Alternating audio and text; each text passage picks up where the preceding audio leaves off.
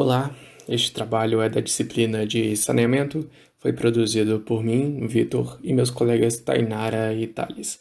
Nós somos alunos de Engenharia Civil da Universidade Federal de Ouro Preto. Aqui iremos falar um pouco sobre captação de água, seu tratamento, sua distribuição e também a coleta de esgoto. Foi definido como referência um ponto localizado na bacia do Rio São Francisco, mais precisamente no Rio Paraopeba, a montante da foz do Rio Pequeri. O córrego tem classificação 1, ou seja, a água pode ser usada para o consumo humano. Com o ponto definido e utilizando os dados disponíveis no IGAN do primeiro e do terceiro trimestre, calculamos o IQA e o IQA-B. O IQA obtemos classificações diferentes para os períodos de seca e para o período chuvoso, respectivamente bom e médio. Aí, analisando os dados, percebemos que para o período seco, o valor decole foi o responsável por puxar o valor total para baixo. E já no período chuvoso, a turbidez foi responsável e a recole se manteve baixa. Para os valores de IQA-B, a diferença gritante entre os dois períodos é perceptível pela grande variação do manganês, do ferro, da cor e da recole. É importante ressaltar que pela tabela do IGAN, o valor de cianobactéria para o ponto analisado não foi encontrado. Sendo assim, o parâmetro foi desconsiderado no cálculo de IQA-B e teve seu peso distribuído proporcionalmente para os demais critérios. Com o ponto definido, a gente pegou a vazão Q710, que é igual a 0,71 litros por segundo, e a vazão outorgável, que é de 0,21 litros por segundo. Mais para frente, a gente vai ver que a vazão outorgável ela não atende à necessidade de Q1. Já o sistema de captação adotado é o de bomba, como mostrado na figura. E é importante ressaltar que para que o sistema seja eficiente, é importante a garantia do funcionamento pleno. Sendo assim, é necessário o uso de grade ou de uma tela para a retenção de partículas que podem obstruir o sistema. Visando um dimensionamento mais viável, realizamos dois estudos demográficos, um com a projeção geométrica e outro com a projeção aritmética da população. Optamos pelo estudo da projeção geométrica, pois foi o que melhor se encaixou ao crescimento desta população, ou seja, r² estava mais próximo de 1. Através dos materiais que nos foram apresentados no decorrer do curso, calculamos as vazões Q1, Q2 e Q3 que atenderiam a nossa possível população em 2035. Q1 igual a 22,03 litros por segundo, Q2 igual a 21,18 litros por segundo e Q3 igual a 31,77 litros por segundo. A diferença entre Q1 e Q2 se dá por haver um consumo de água na ETA, e entre Q3 e Q2, pois Q3 é logo após o reservatório, que tem a função de acumular a água, e Q3 é referente a um pico máximo de consumo. Com relação ao desalinador, consideramos a vazão Q1 e também é importante ressaltar que consideramos uma velocidade de sedimentação correspondente à areia fina, porque assim estaríamos atendendo tanto a areia grossa como também ao seixo. No esquema ao lado, vemos aí as dimensões do desalinador, atentamos para a necessidade de um espelho d'água de 20 centímetros para ser comportado, além disso, a necessidade de que se tenha um fundo para que acumule toda essa sedimentação, e também a utilização de uma grelha antes do desalinador. No dimensionamento da calha baixa ou para coagulação, utilizamos este gráfico apresentado. Podemos ver que para uma Q1 de 22,03 litros por segundo, uma garganta de 7,5 centímetros, ou seja, 3 polegadas, atenderá ao limite mínimo de 700 segundos a menos 1, inclusive para uma vazão que seja sua metade. Verificamos o tamanho da garganta por meio de formulação teórica e empírica, nas quais os resultados também atenderam. Atenta-se também para o esquema ao lado.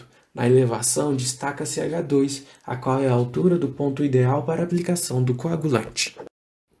Para o flutuador, foi observada a necessidade de detenção da água durante 60 minutos, os quais foram divididos igualmente em 6 câmaras. Sendo assim, o gradiente utilizado para todas as câmaras foi de 20 segundos a menos 1. Um ponto a ser observado é que notamos uma perda de carga variando consideravelmente com a temperatura da água durante o ano. Por isso, recomendamos comportas ajustáveis entre as câmaras. No esquema foi animada uma gota d'água e sua trajetória dentro do floculador. Para o dimensionamento do decantador, consideramos VS igual a 3,5 cm por minuto, pois ela apresentou os melhores resultados de turbidez remanescente, e assim começamos a determinar as dimensões. Sendo a vazão igual a 22,03 litros por segundo e com o valor de VS, achamos o valor da área horizontal do sistema, e a partir dela, e fazendo a relação de 1L igual a 2B, chegamos aos valores de L e B. L igual a 25,2 metros e B igual a 12,6. Já o valor de H foi adotado como 3 metros, pois é um valor comum na literatura. E assim, com todas as dimensões, chegamos ao valor da velocidade longitudinal, que, de acordo com a norma, tem que ser menor que 18 vezes V. Já para o sistema de filtração, foi considerado um filtro de camada dupla e as dimensões de areia e antracito são os valores mínimos da norma. Sendo T a taxa de filtração e tendo a vazão, a gente consegue calcular a área de filtração, que é de 5,29 metros quadrados. E é importante salientar que pelo esquema a gente pode perceber que existe 2 filtros, dada a frequência demandada de retrolavagem e a necessidade que o sistema funcione constantemente.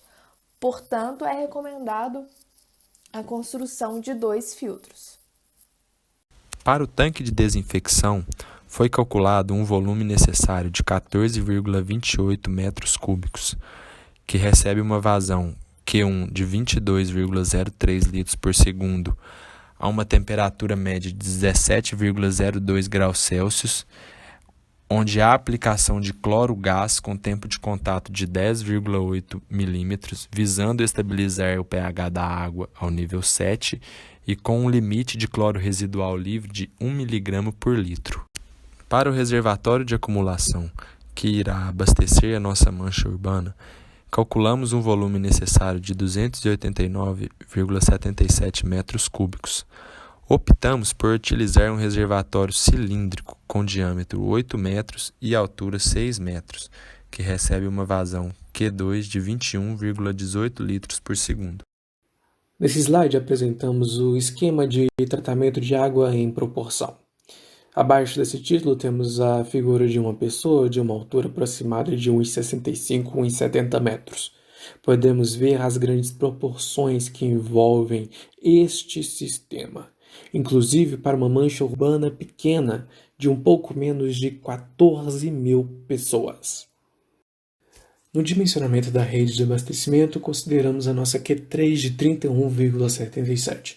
Além disso, o nosso nó 8 é um nó em que nós consideramos uma vazão específica de 6,005 litros por segundo, já que nele precisamos dividir toda a parte ramificada da parte malhada, já que envolvem cálculos diferentes entre si para o dimensionamento de diâmetro de cada um dos trechos.